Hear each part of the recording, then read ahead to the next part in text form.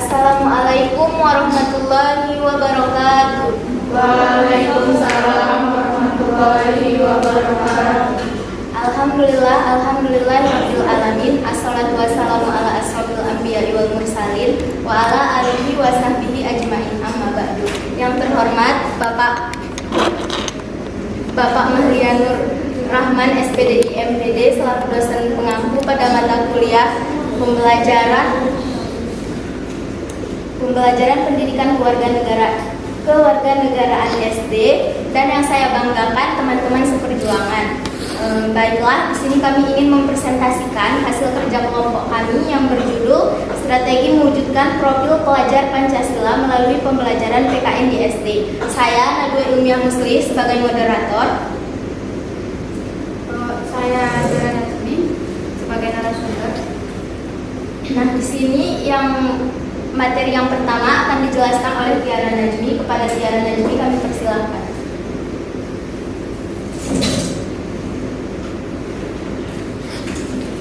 Baiklah, materi pertama pembahasan tentang hakikat Pancasila.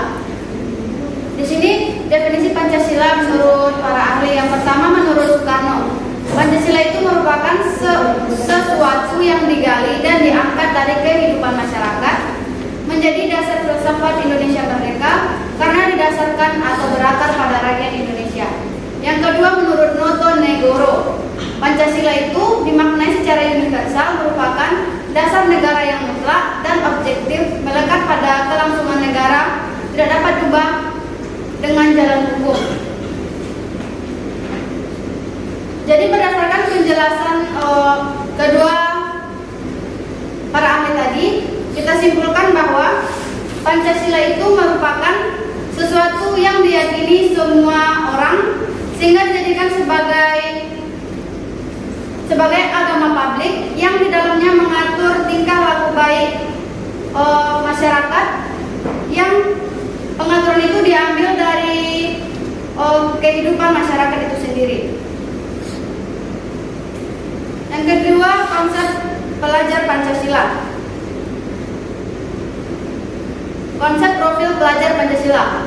Profil pelajar Pancasila merupakan salah satu mandat dari Presiden Republik Indonesia yang tertuang di dalam Peraturan Menteri Pendidikan dan Kebudayaan Nomor 20 Tahun 2018 tentang penetapan profil pelajar Pancasila.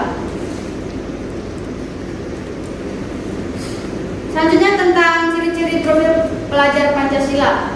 Di dalam konsep dasar profil Pancasila terdapat beberapa ciri profil pelajar Pancasila itu sendiri. Yang pertama, beriman bertakwa kepada Tuhan Yang Maha Esa. Yang kedua, berkebinekaan global. Yang ketiga, gotong royong. Yang keempat, kreatif. Yang kelima, bernalar kritis. Dan yang keenam, mandiri. Selanjutnya tentang analisis faktor pendorong pembentukan profil pelajar Pancasila di sekolah. Sebelumnya kita harus mengetahui apa itu arti pendorong. Menurut Green dalam Noto Atmojo tahun 2003, segala perilaku individu ataupun kelompok yang mempengaruhi perilakunya termasuk sifat pribadi berdasarkan keterampilan ini disebut dengan faktor pendukung. Jadi faktor pendukung pembentukan profil pelajar Pancasila dibagi menjadi dua. Yang pertama ada faktor internal dan yang kedua ada faktor eksternal. Yang termasuk dalam faktor internal itu yang pertama ada pembawaan. Di sini pembawaan itu maksudnya sifat manusia yang dimiliki sejak ia lahir di dunia. Yang kedua, kepribadian. Faktor internal yang kedua yaitu kepribadian. Maksudnya yaitu perkembangan kepribadian dialami ketika manusia telah mengalami sebuah peristiwa atau kejadian yang telah ia lalui. Selanjutnya tentang faktor eksternal. Yang pertama adalah keluarga. Contoh faktor pendorong dari keluarga itu yaitu memperhatikan anak tentang pendidikannya, selalu mendukung keputusan anak jika baik untuk dirinya. Yang kedua, faktor eksternalnya yaitu guru atau pendidik.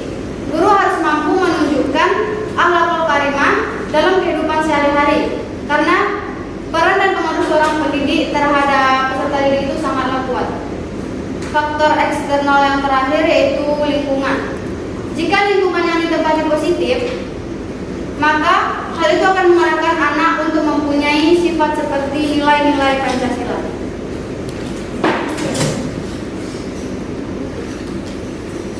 Selanjutnya saya akan menjelaskan tentang analisis faktor penghambat pembentukan profil pelajar Pancasila di sekolah. Nah, faktor penghambat dalam pelaksanaan profil pelajar Pancasila menyebabkan kurangnya suatu pemahaman yang disampaikan oleh pendidik. Yang pertama, terbatasnya waktu kegiatan belajar mengajar. Yang kedua, substansi pelajar yang minim. Yang ketiga, terbatasnya ilmu teknologi yang dilakukan oleh pendidik. Yang keempat, minat pelajar yang sangat kurang terhadap mata pelajaran. Yang kelima, peserta didik masih pasif dalam proses pembelajaran. Yang keenam, keterbatasan guru dalam mendesain RPP yang baik, strategi pembelajaran yang kurang variasi dari pendidik. Yang ketujuh, orang tua kurang memperhatikan pola pembelajaran anak dan kurangnya guru. Yang kedelapan, adanya spekulasi terhadap pemberian materi pembelajaran. Yang kesembilan, pemahaman dan pengetahuan koresponden di lingkungan tempat tinggal terhadap penanaman nilai-nilai Pancasila. Yang kesepuluh, kesadaran masyarakat umum yang menganggap remeh nilai-nilai Pancasila. Nah, faktor penghambat tadi dapat mengakibatkan terjadinya kemerosotan nilai-nilai moral di masyarakat.